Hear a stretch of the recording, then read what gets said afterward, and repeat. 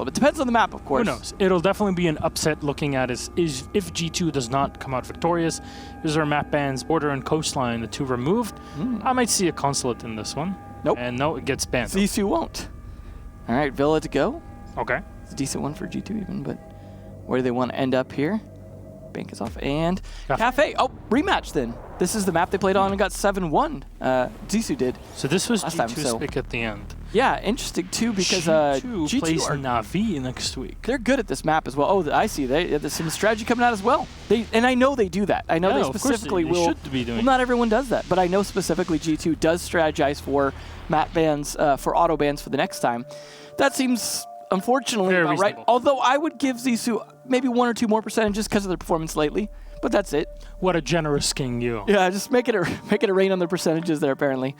But this is a good map for G2. This is looking pretty good for them. This is one they've historically been mostly good on. I think they had one loss that I think was a 4-7 for them against Navi.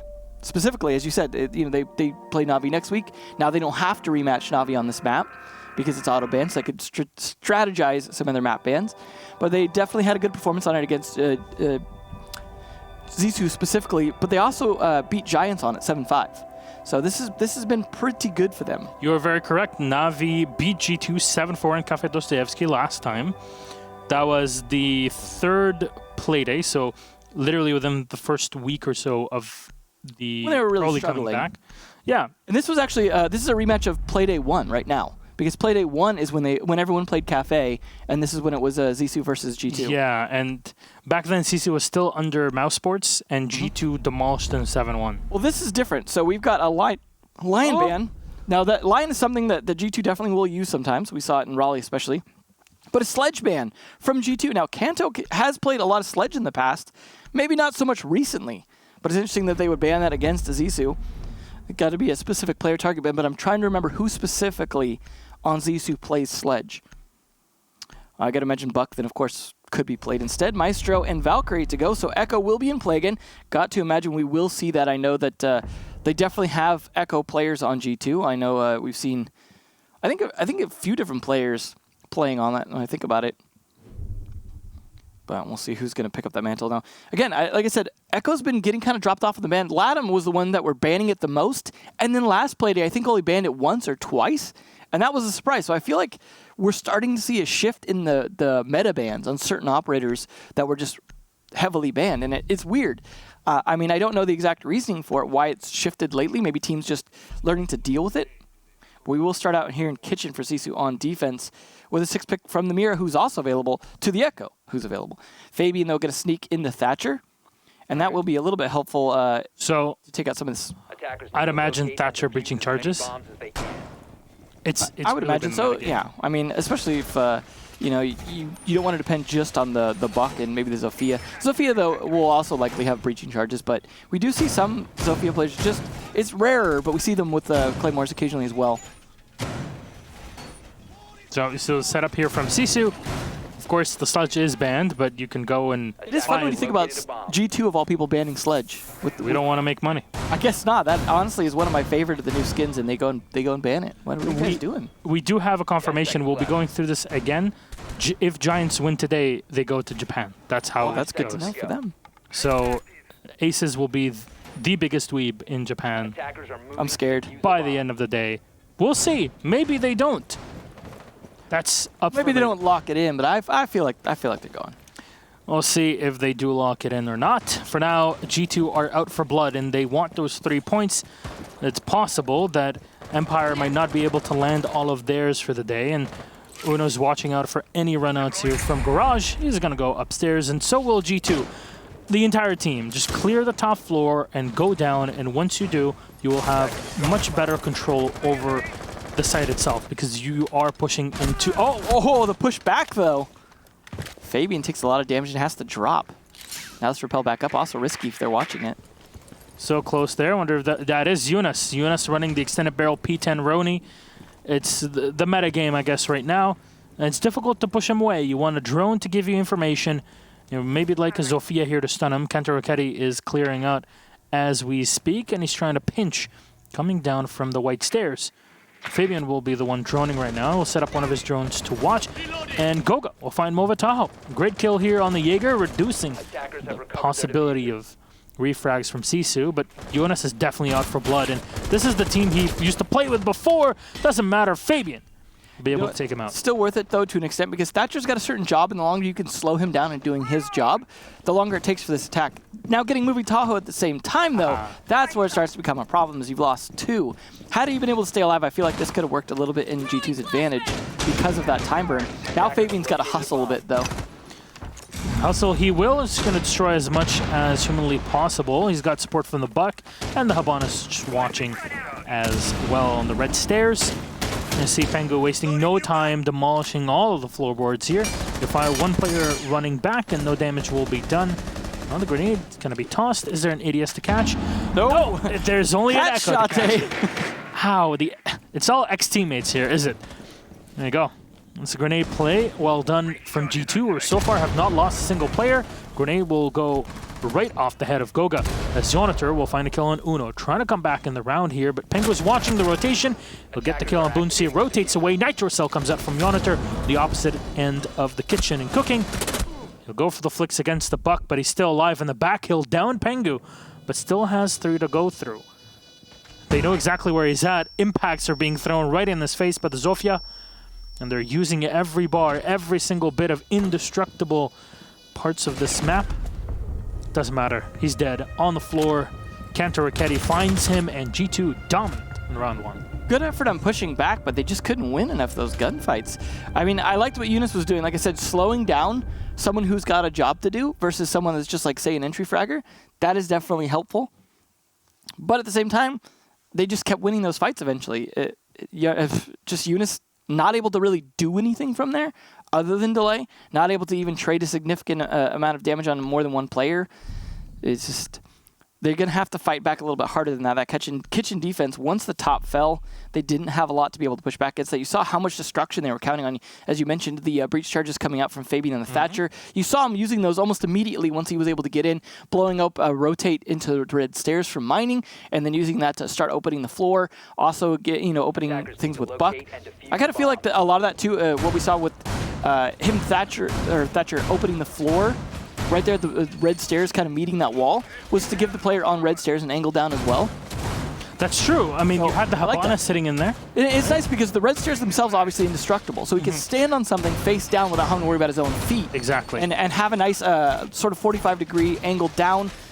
I appreciate the thought into the way those breach charges are used rather than just, always just opening up above the site. I bet you Shas is sitting back home right now and is saying, finally, they're actually doing something with the 10 rotation holes that I asked them to do last time. Right. It's the stress of being a coach and watching your players not do what you told them to. What are you doing? And I assume that this is what Suwa and Shas both say quite often, at least in the first half of the season.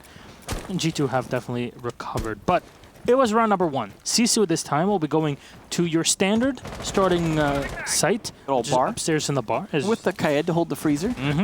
So you got that in play. The Maestro might not be here, but I assume the Echo would show up at some point. Yeah, they had it last round. It just didn't really, they just didn't show up. Definitely was not as big a factor as they wanted. Of course, they are bringing the IQ pretty consistently, and that's something G2 has been doing for a while, so it doesn't surprise me. So letting in an Echo isn't a big deal because they'll use it as well. Yep. I'm not terribly surprised to see them let that through. Definitely. Kanto Raketti now standing on the eastern wall, spotting maybe someone here by the windows, and Pengu. Great drone play here. Uno will be goo-mined and will take a lot of damage from the smoke. He'll be forced back and is left barely alive here. But the fact that you can bring the double heart breach is pretty huge for G2. Watch the Mozzie come up, and finally the drone is away. And Uno, if he can get a kill here, has already done the damage. Kanto goes for the finisher, and that's Movataho eliminated. Yunus somehow only takes a bit of damage. Bouncy finishes him off. You're not expecting anyone to be playing right there when he's going to be playing freezer usually. Well, first, usually you put someone in that position, something like a Lesion, right? Yeah, You'll not die the eventually. You think more of the Lesion or the Mozzie. Exactly. Someone that will eventually die in that position. You really don't want the Kai to die that early in that spot. But with the kill being brought up, but this is the way he's been playing lately. Is very aggressive defense. That is something that somewhat works for them, to be honest. Oh, Yonitor still moving in, and he somehow still finds the shot on Goga, eliminating both hard breachers. We were just talking about them. Now you're going to have to get a bit more down and dirty on the site. Maybe you can catch one player off on rotation, but no, Pengu drops down off the rappel, and Kanto is still watching the red stairs. Obviously, this is the most advantageous position you might have, but it takes you away from the fight, essentially. Well, they're at a man disadvantage, too, so anyone holding an angle here is kind of costing them a bit of time. So they're definitely going to have to take a bit more map control from this, with Diffuser just sitting there at this moment. And, wow, at least to trade onto it with the Claymore, but no, this is falling apart. Fabian trying his best to clutch, but it's not going to happen. Shut down by Zissou. Just everywhere that they expected them to be, popping up somewhere else instead.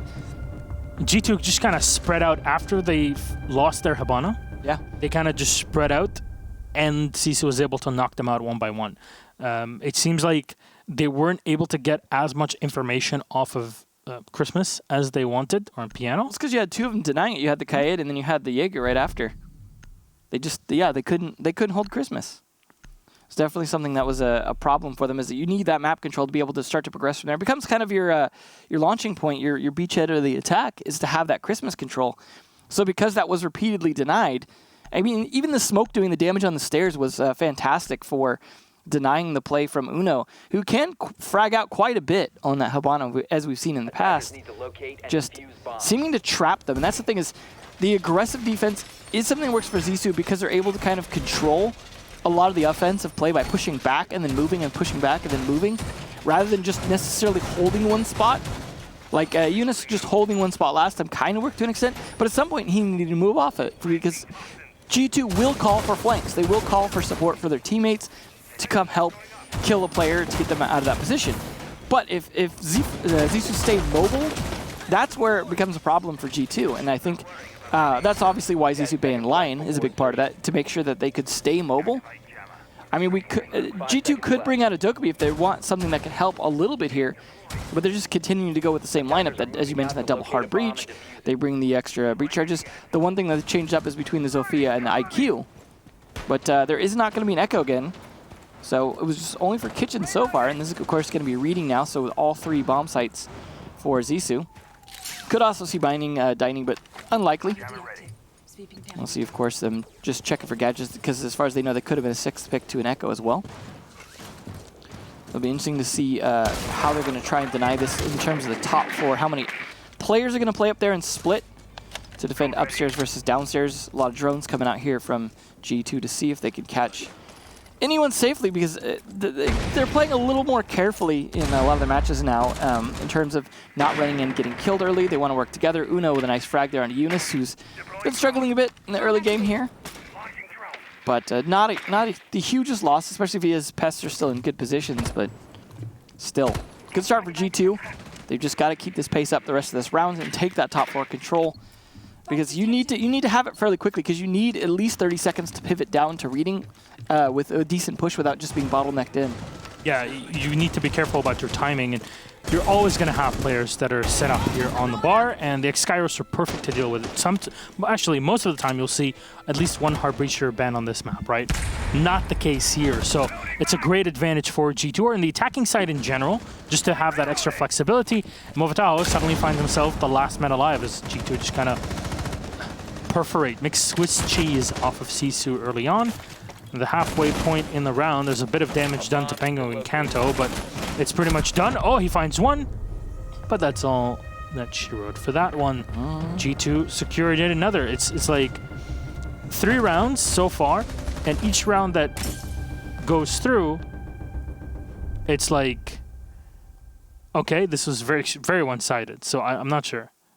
I mean, yeah, the second one, especially with Zissou actually pushing back, was definitely surprisingly one-sided the other direction. But it seems like if G2 get an early foothold, especially with some of those early kills, like on players like Eunice, they're able to start to take areas of the map that then all of a sudden players can't rotate back to. And I think that's the big thing, is Zissou need to stop that initial entry foothold. We saw it, their one success was stopping the Christmas push.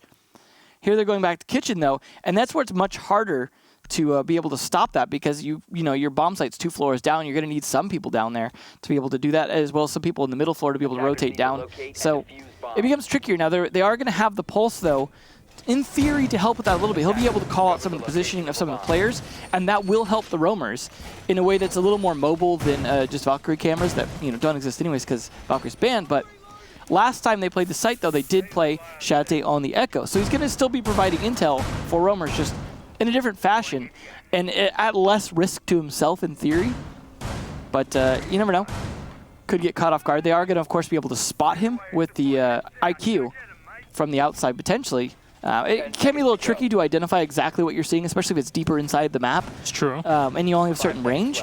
But chances are they will spot him at some point playing in there with the heartbeat sensor. I remember when that range got shortened down to 12 meters, and we're like, why? Yeah. Why? Just leave it back at 20. It was fine. And then they put it back, and nobody really realized it. And then they put back the rotation on border.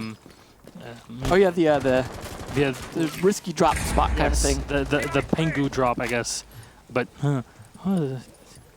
ventilation, I guess. One that would just sprain your ankles on the way down. Air conditioning ventilation. So yeah, it's something. You're European. I know you don't know what air conditioning is. Well, no, Middle Easterner. So I know what AC is. Trust me. Okay, there you go. I do know. It's just Europeans don't know what it is.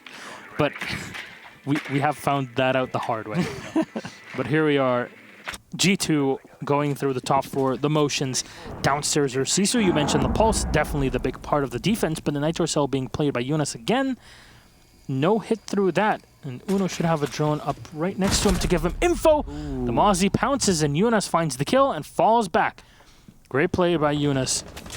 And Movataha will be eliminated. It's like every round that's the start, and the refrags are just so important, keeping that man advantage to really no one side. And it is unfortunate when Uno goes down early because he actually, when he's still alive, usually dropping at least 1 or 2 kills around on that Habana. I mean, obviously, you've still got tons of gunners left on the team here in terms of frag power as well. Kanto, of course, maybe not getting as many as we were expecting. I like that drop there, the way he lands on the railing for Brown Stairs. It's very nice. Fortunately, I love how much Mozzie's getting droned. That's as ironic as Jaeger getting hit by a grenade, you know? It's just, it's one of those things. Will the smoke be, though? That's the big question. Shate's taking a lot of he's half damage here. Oh, Kanto with the flank, though. He finds him. That's Bunsi eliminated. Kanto got some info. I'm not sure, actually, if there was a drone that gave him out.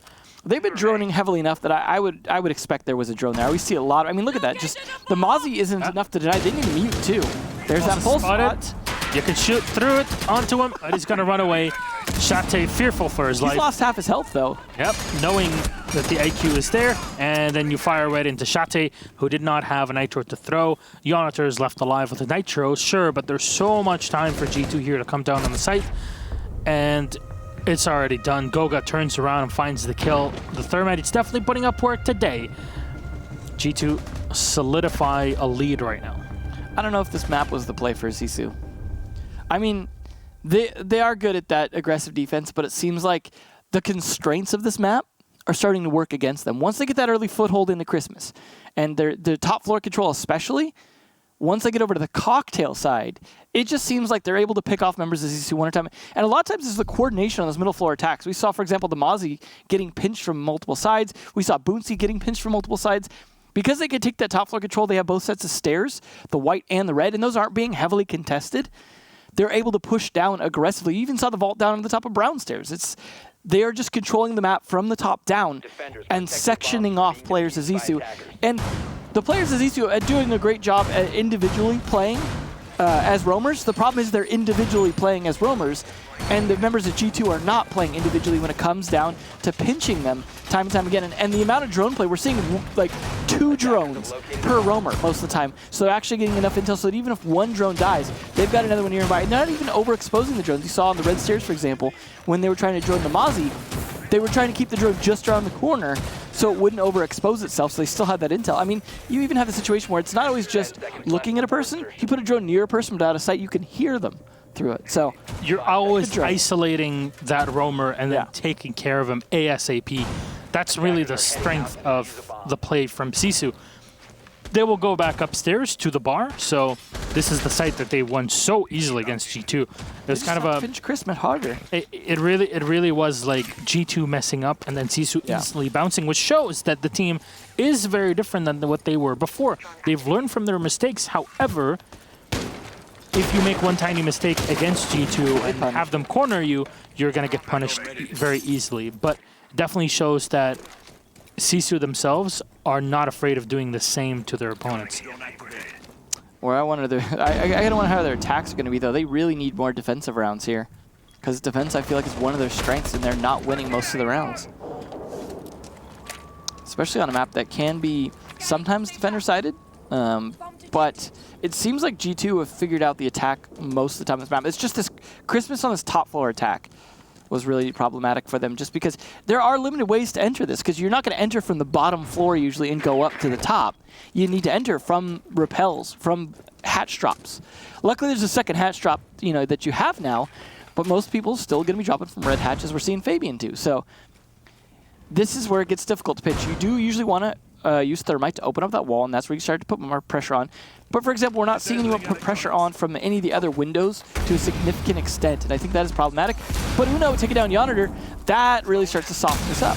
Yeah, that's killing the roam, and unfortunately Bunsi was unable to destroy the charge. I'm not sure where the Cloud is being put in right now, but they're going to be forced back regardless. There's smoke nearby, and Fabian will be able to hear him scream the pre-fire right into him, as the smoke will protect him for just a second, but it's Shate in the back on the Echo.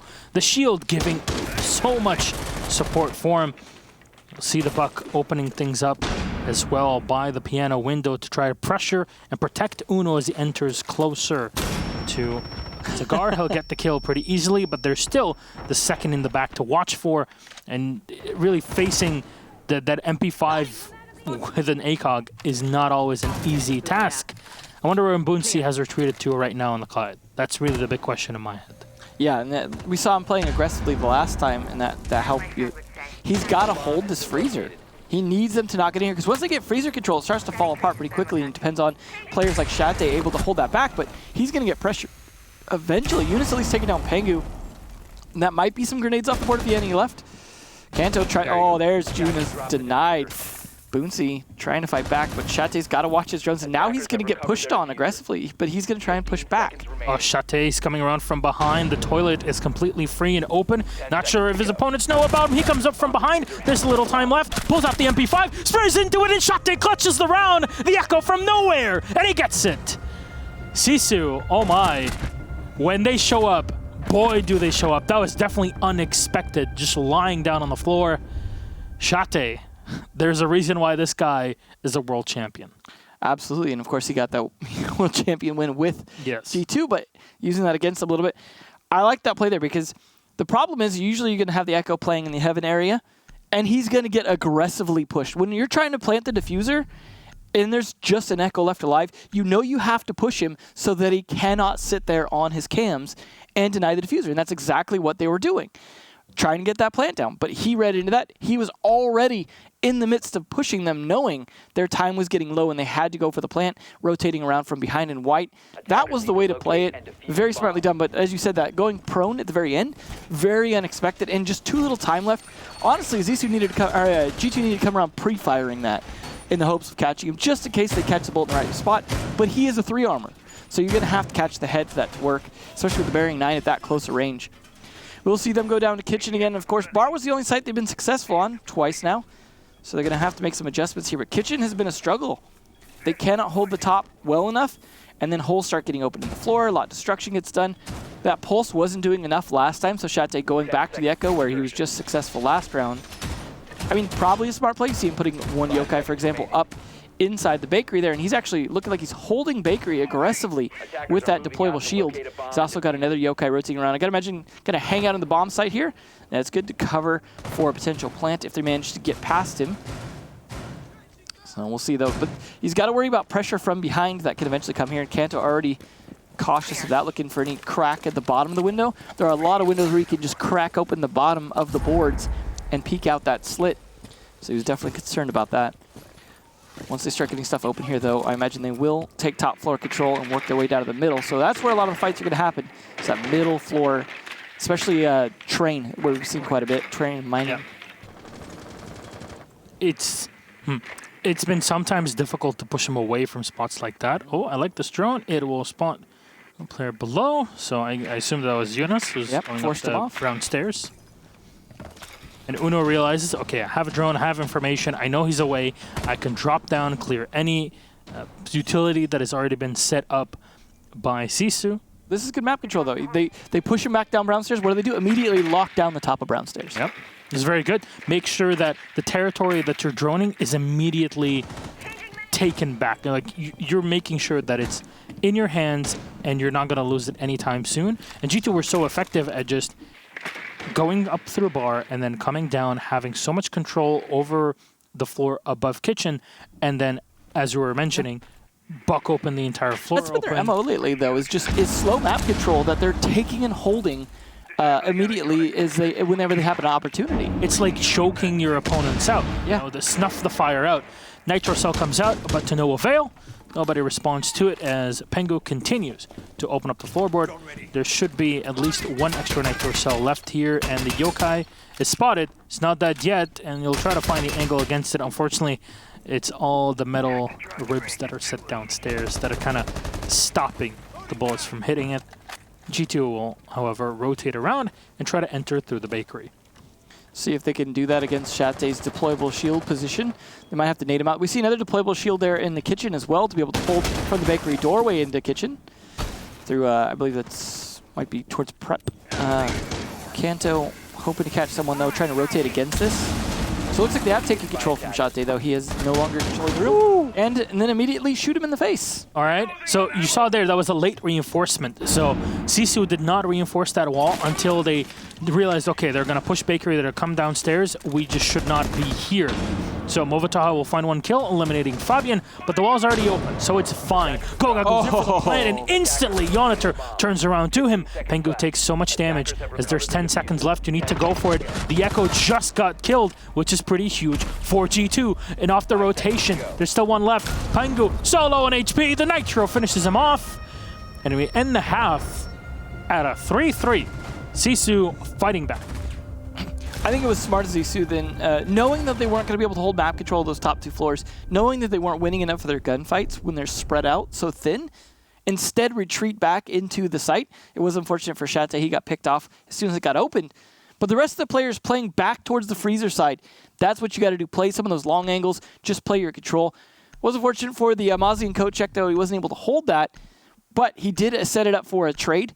So overall, just a good defense playing back like that. And that does end the half 3-3. That's not too bad for Sisu, getting 3 rounds when the last result between these two on this map was 7-1. They're already doing 2 rounds better. Now they go on the attack, though. They are going to go from the gridlock to the gridlock, so that should trick up G2 a little bit. But Fabian going to sneak in the Mira. So we saw 6-pick from a Mira from Sisu, but now actually going to get used here for the top floor. Something you definitely can use on the Heaven side here, potentially. Now, because the sledge is banned out, it means the Capitao will remain in play. Yeah, Shate going to use it. So Capitao gridlock, that's actually pretty sweet. I'm actually very curious to see how this goes. It's where the freezer could become an oven. Because you trap them in with the gridlock tracks and just cook them alive. And hell will freeze over. Yeah. Go. You gotta put the Heaven spot to guard hell. Yeah, that's the day when I admit that I was wrong.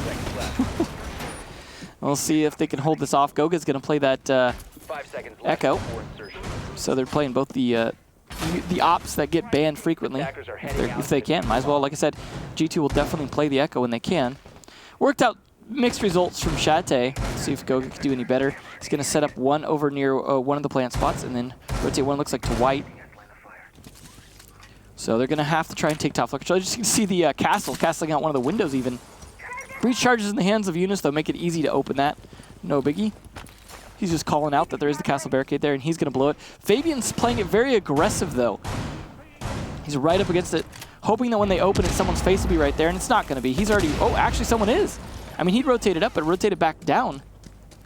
Doesn't catch him, though, and they are just looking to put pressure on Fabian at the moment, who's not necessarily using his windows. He's setting them up for other teammates to play them, it seems.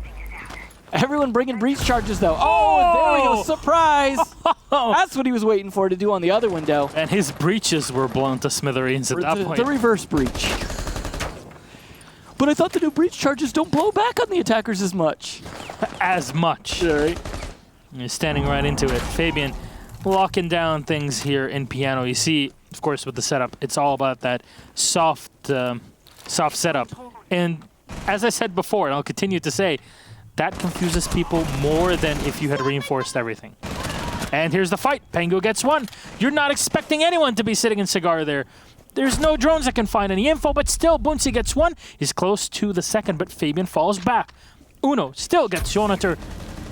He's looking for more. Kanto hits the headshot. Capitao, take those bolts away. This is no time for your William Telltales. And Bunsi's the last alive. No Apple of Eden to find here. The Thermite, what can he do? Not much, just fall on the floor. And that's first round of defense working so well. He takes a bit of damage walking up the gridlock tracks, but Uno has been to hell and back. Well, 2 can play the aggressive defense game when it comes to bar defenses, it seems. So no one to win a bar attack yet.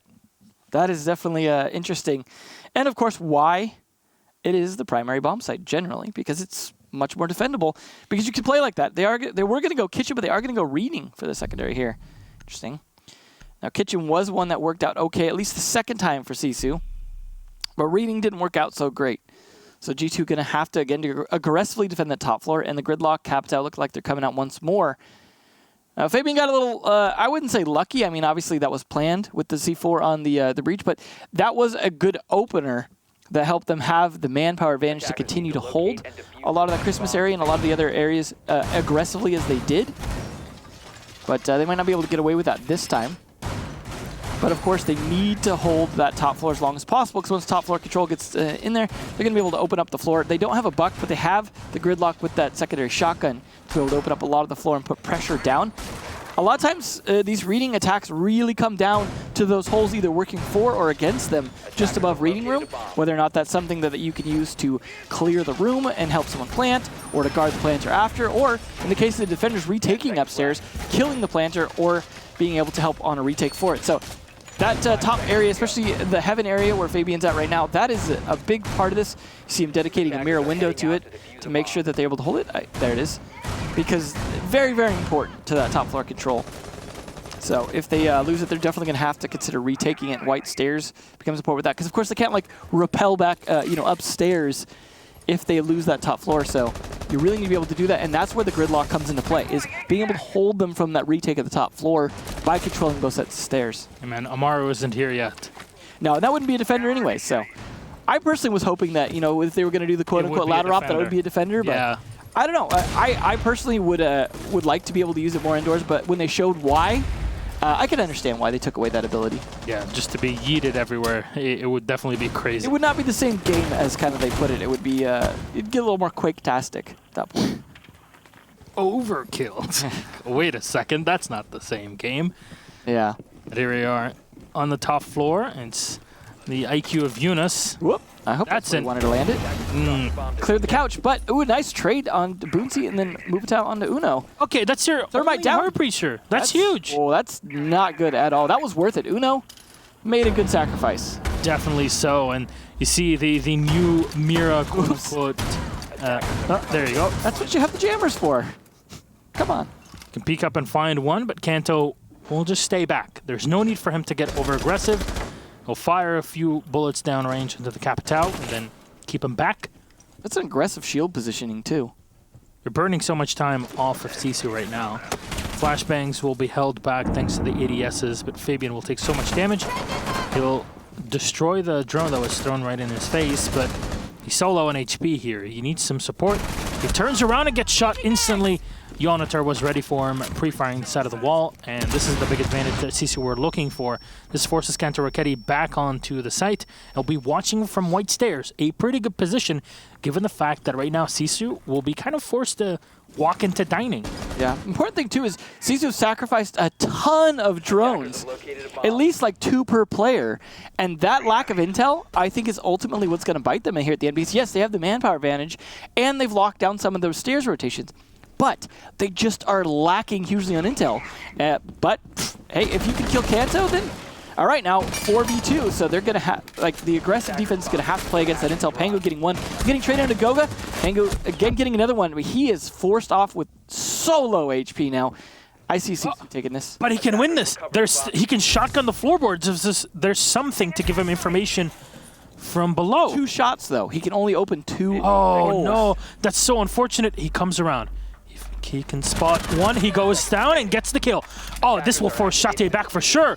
Goes in for it. He's already put the diffuser down. Smoke will be thrown on the Capitao, and he turns timing. It. Oh, again, Kafe is winning rounds for Sisu. Pengu tries to ninja the play. Unfortunately, he just turned around at the perfect moment. I liked the play from Pengu, though. Force him out of that corner with the smoke and then hit him on the rotate. Just the ADS time and as he's moving, absolutely caught him off guard with that pre-fire there. So nicely done, because of course Pengu has to fight the choke point, whereas Kate's more mobile there because Pengu has to fight through the doorway. You could just pre-fire that doorway, so Kate had the advantage there. We'll see how this kitchen defense goes now that they're going to go to it, though. But tied still. This is not the results we were expecting so far. 4-4. Zisu having some decent results here. That was off some good early picks once they lost the hard breach, surprisingly. Just maybe getting a bit overplayed. The drones, yes, they sacrificed a lot of them, but at least they turned some of them into kills, like the one onto Fabian. So, well played by Zisu on some of the aggression and just catching enough players off guard. Seemed like G2 lacking their own bit of intel there that last round. I mean, Pengu definitely made a good play to save it. So, see how they can play it. Now, they're not going to go with the Echo. Instead, they're going to go with the Legion. To be able to slow down some of the rotates and positioning, stop them from being able to play completely around the site. That's one of the things that is problematic if you think about Kitchen. If you look at this from top down here, there's a lot of different sides to the site that you can attack from, that you can blow open with the Thermite, which they're not bringing, just a Habana, but you can even open up angles from them. Not to mention you've got the top as well that can be opened up. So this could become one big kill box that you get stuck in. But we also saw when Zisu was able to play into that and hold it as a kill box for anyone entering, because they start to run out of time and have one entry point, that can also work against the attackers. So you really need to have, I personally am a fan of the double hard reach and just open up or a Maverick even, and just open up a ton of multiple sides and a buck from above. Just force them into positions, and then hey, if you have the cabinets out too, just burn them out. But Uno, early kill into the gridlock, that's going to leave a lot of rotation ability, as those stairs now going to be freed up to move around. Mozzies today definitely doing work in their first match of the day. And there we are. That's between Uno and Yunus. They've definitely put up quite a few kills on their Mozzies. Kate will be able to refrag and take out Fabian playing the dock. I understand what G2 were trying to do with the Mira, but it wasn't working. They changed away from it. Unfortunately, they didn't spot Sisu pushing directly into Bakery, which means that reinforcement that should be there to block them, at least delay the attackers a bit more, is not present. I'm not sure how much hard breach, or soft breach, excuse me, is available still for Sisu. They should have either Yunus or Movetaho with breaching charges. Yeah, they do. They do have on both. So all is well. Kate another onto Kenta Raketti. The man is doing work. He's definitely showing up for the team this time. Well, definitely so. He's been doing a decent, pretty good job today. Yunus will blow open some extra holes here as Uno's watching from above. Kate, another one, a 3K for him in the round as he keeps firing on through. Uno's watching from above, but Sisu at some point will swarm the site. One player's already been taken down, and Pengu will get the finisher. A 2K for him. It slows down. He fires into the second, but Kate, quad kill. He's somehow still alive. Uno can open up more holes from above, but Movetaho is watching. If Uno can spot where the Capitao is planting from. No, it's not right behind the wall. It's usually your default plant if there's a reinforcement, but no. It's set way back, and Uno will have to fight back for this with little time. Unfortunate. He's going to have to use all his utility to even try and get any info on his opponents, and Kate has all the utility in the world for it. This is nigh untakeable. It's really difficult. Just the time on its own. Uno comes around, Capitao is on the floor, and he should be able to spot him, but it's a Movetaho that finds the kill. The ace denied, but doesn't matter. It's Kate that's doing the work, and there's the finisher. Sisu get the advantage. Well, so far, proving that Bar is the really only defensible side in these this match so far, other than the one kitchen win. by Sisu. And Sisu actually take the very first lead of this match. They are looking pretty good here at 5-4. Very unexpected for them to be able to come back this strong. G2 just getting caught off guard so often. And some of their aggressive plays actually backfiring, like Fabian's getting picked early. Things like that. But we've seen that from both sides. It seems like an equal level of play from both teams, just slight differences in the style. G2 just getting pinched out. A lot of their players, surprisingly, not necessarily off of aggression, just Sisu being very coordinated in their pushes to actually take out the players, and some of the push-back attempts from G2 not landing their shots. See G2 try the bargain, because, well, that's what they should be doing at this point, since they have been unable to win any other site. Could see a similar situation, though, where they're able to go back to kitchen and win it, as Sisu did, or perhaps reading. Some of these have been somewhat close. Good attempts. Pengu there up there with 10. Uno almost there as well with 9. Kanto at 8. Shate, though, the one doing a lot of the heavy lifting on Sisu. And you wouldn't expect them to be in the lead if you looked at just the kills. Because Sisu are a bit behind on those, but they're just winning these rounds. Some of them a bit off of time. Some of them just... Off of Shate. Yeah. He exists, and it's over. It's problematic. Well, G2 are known for cycling through their fins, so this is a little bit of a revenge in that sense. Although, to be fair, it wasn't Shate wasn't dropped. He actually left, I believe. So that's an exception. Usually it's the players getting dropped instead, unfortunately. But that was where Kanto got brought in. So see again with the castle barricades here. Here's him smacking it this time. He's prepared for it. He just doesn't know which castle barricade's going to get open first, because, of course, he's got to watch his flanks. Goes into a position where he can watch the one that is going to be facing him, because he's using the stage to his advantage. And the almost whiffed that drone through. Oh, it did. Nope, fell down. That's going to slow him down just a little bit. At least Eunice has got one in. Spot some feet. I like this setup here with more reinforcements that are set in the bathroom and less that are on the freezer itself. Yeah, it's more about holding Christmas with these castle barricades in the bathroom as a beachhead there. Pengu, though, going down early. He's dropped. He's spotted in the position that he was used before. Movitao is up close, and Shate has already moved in. No one has spotted Kenta Roketi just yet.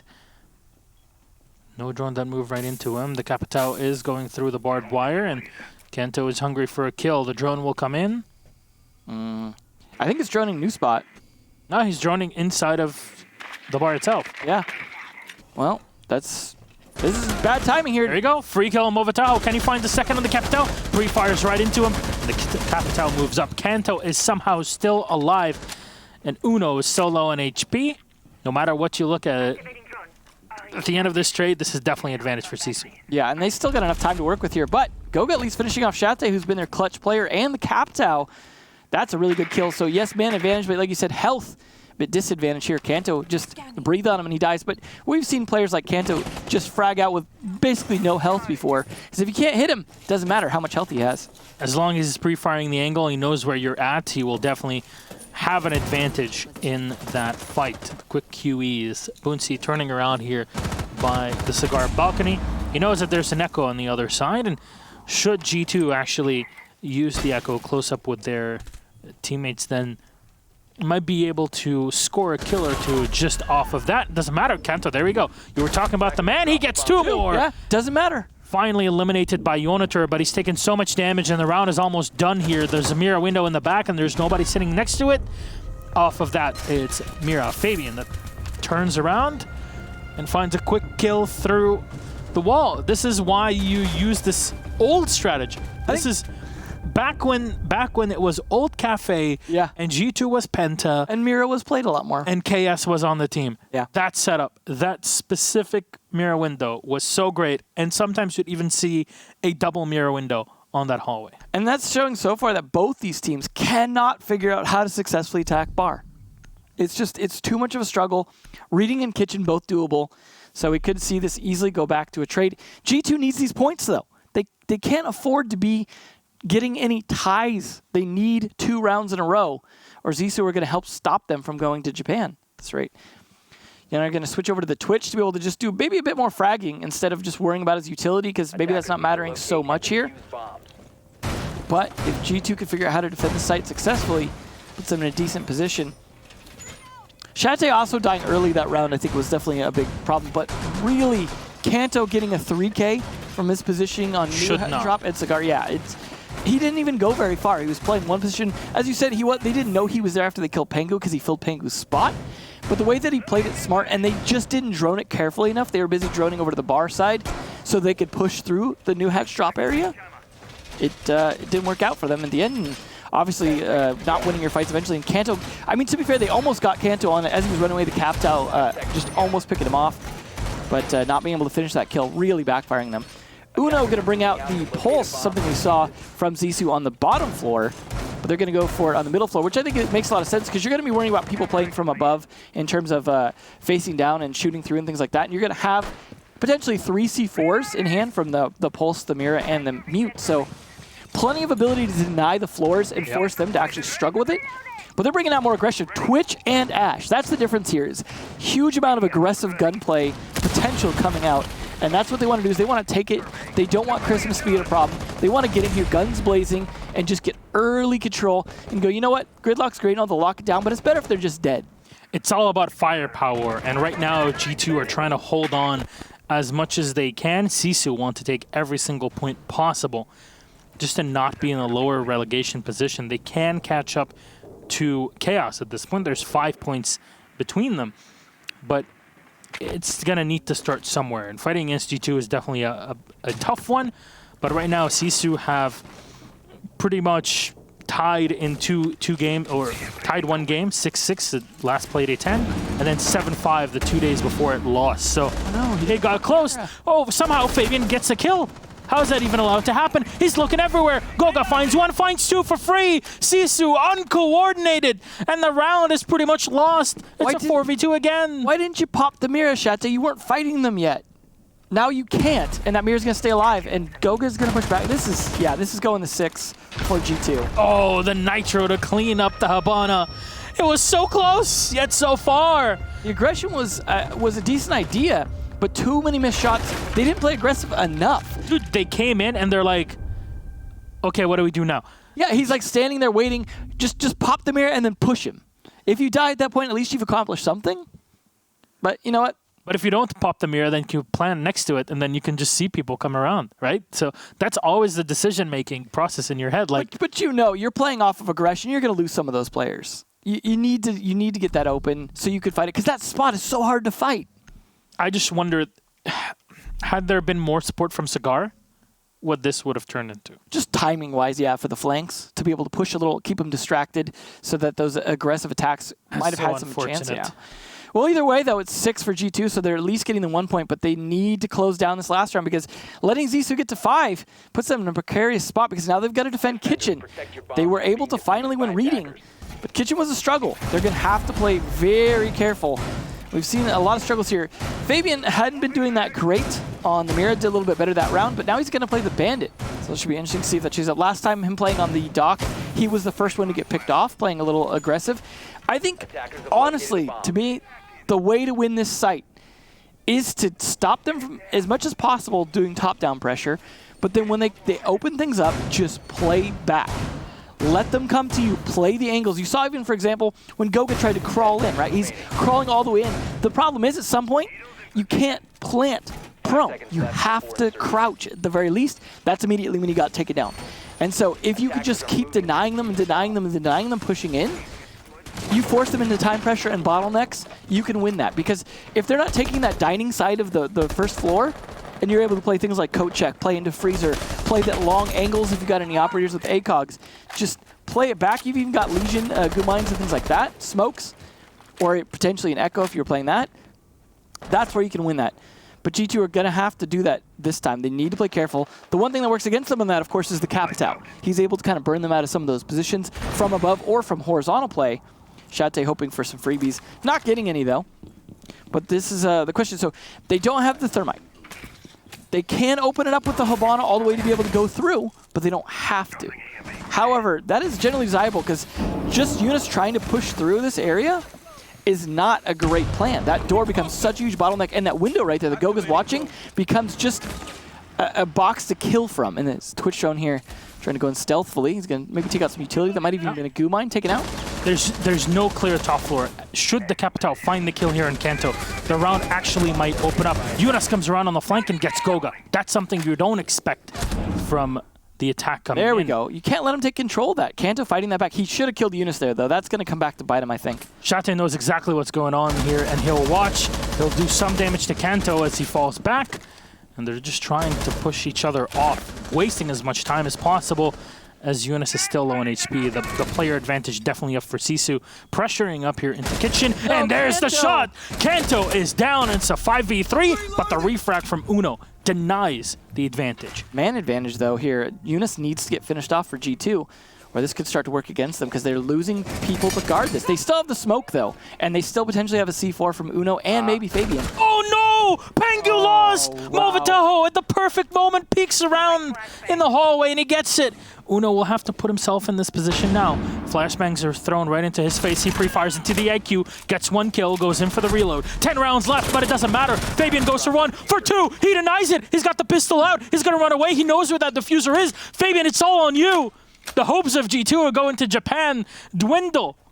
But it's all the IGL. The diffuser's on the floor and should be spotted here. Reinforced wall, definitely not going to help Fabian in this situation. There we go. It's been spotted. Should have at least info on when the Thatcher will plant, but where will be the big question. Goes all the way to the back to B. Great positioning from Movataho. Fabian will move in as the barbed wire will reveal his position for just a moment. He's up close. Thatcher turns around. Fabian clutches it. He gets it. The diffuser is down, and it's going to be eliminated. G2 somehow off the back of the IGL protect their spot, and they get the extra 3 points. Big heartbreak for Sisu as yet again they got so close, but yet so far. In the end, 4 playdays. It didn't even matter. It's 7-5 for 3 of those and a tie 6-6 against Empire. They're trying. I swear to God, they are trying. I felt so much tension right there, and I can only imagine what Fabian was feeling. Luckily, I think he's probably, in situations like that, actually a pretty level-headed guy. But look at that. Almost double digits for the entire team. Goga just 2 short. If Uno could lend him those 2, you would have a... I mean, it's rare to see an entire team with double digits, and they were that close to that. That is why they went ahead, but... It just shows that even if 1 or 2 players show up, it might not be enough to win, but if you're running things right, if you're putting yourself in better positions, if you are really running down the clock, all of those tactical things to do, you can get rounds off of them. Here's the important thing, though, for Sisu, in my mind, is they're not going to really get out of that relegation spot, likely, at any point, but they're showing they have a chance to defend it. And I think that's the important thing, is at this point, they just almost need to prepare to defend it against a lot of really good teams in Challenger League. But they've shown if they can take it to 7-5 against G2 on a map that they're very good at, that's some potential for this team to not get relegated out at the very least. But they weren't able to deny that Japan run here that we're seeing G2 valiantly go for it. We definitely thought that was going to be a bit more favorable scoreline to G2, and for it to come down to a 1v1 like that, that has got to put, I mean, everyone on G2 that wasn't playing that covered in sweat right now, I imagine. Yeah, I only suppose so, because we definitely were when watching this game. So, we have our interview on our hand. Let's go for a quick chat with Pengu. Good evening, Nicholas. Again, congratulations on your victory, but boy, was that tight. That was very tight, and I mean, I knew for a fact that GiFu or Sisu, sorry, were quite good. I know Reddit don't think they're that good. I know there are people saying they aren't that good. Relegation coming up, yada, yada, yada. You give this roster a few more weeks of practice, and they will defend that to the best of their ability. Yeah, definitely so. There's going to be tough competitions coming up from relegations. We'll see that in just under a month, actually, before we head to Japan for relegations. But first of all, I want to kick it off with the ban phase. You guys removed the sledge. Is this to try and not have him combo with the buck, or what was the mindset behind it? It's one of those picks that you take for granted, I guess we can call them, where you always have him. Like, kind of like Smoke doesn't get banned a whole lot despite how strong he is. And then it enables the castle play a lot more. Obviously, as you saw, we played that quite a bit. Yep. So removing that, we know Chat also likes to play it, so it's one of those, like, we take him away from it, take away, or enable the castle play, etc. They lose 2 grenades, they don't play Bach, and it's just a good time, I guess. Now, on the other side, you guys were running the double heart breach of both the Habana and the Thermite quite consistently, which Sisu were not. Do you think that really gave you an advantage and more flexibility on your attack? It definitely does. I mean, it's when the mirrors open, Hibana becomes so much better.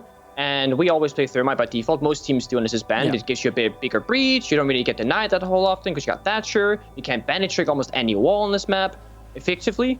Them only running Hibana was a big surprise to me. And on our last defense, I really, really wish that we reinforced off bench as well, because we had a big open hole that shouldn't be there, and they only have one heart breach. But then again, I mean, Fabian just wanted to show how good he is. So he was like, I'll take it, guys. You know, you just all die, run into the crosshairs. I'll clutch it to be forward Uno. Don't worry about it. And made up for it. How was it in that? Were you guys able to give him some sort of info, or? No. Listen. Give it to me. It's 2v4. So I peeked the fucking drone. Sorry, I peeked the drone. I'm very sorry about that. Go ahead. I peeked the drone, and you see, and I die, and I'm very triggered by this. And I'm like, okay, guys, I screwed up. And then, you know, Thatcher takes me out Mutaho, and then Uno gets a refrag. I'm like, okay, maybe we can win now. Uno dies. Fabian's 1v3, and I'm like, okay, we lose now. It's over. Whatever. No interview. And then Fabian brings it back. It's 1 versus 1. We know that diffuser is in prep room, the small room next to the kitchen. And he asks, do we have any cameras? And we say, no, we have one default cam. It's like in Narnia. It's so far away. So Fabian sits there like, I think he has diffuser now. And he's like, I'm going to walk over here. And then, you know, he texts with the drone, walk over here again. And then Uno goes, oh, bait it, shoot, do something. And Fabian's like, no, I'm going to keep walking. And then, you know, Thatcher peeks at the planting, and Fabian gets a good flick off. And first thing that goes like, let's go! Because Japan Dream is alive. Yeah, it definitely is with that victory. I mean, in that spot, you could see Fabian aiming at the head level off of the kitchen bench, and then instantly flicks to it's like, oh, no way he actually wins that. But he did. Lord Fabian. Indeed. Yeah, I mean, if we weren't blessed by his interview, at least we were blessed by his presence in the game, and also his use of language as well in this interview, which I apologize for. You're the avatar of Fabian in this matchup, to say the least. I have to be. Yes.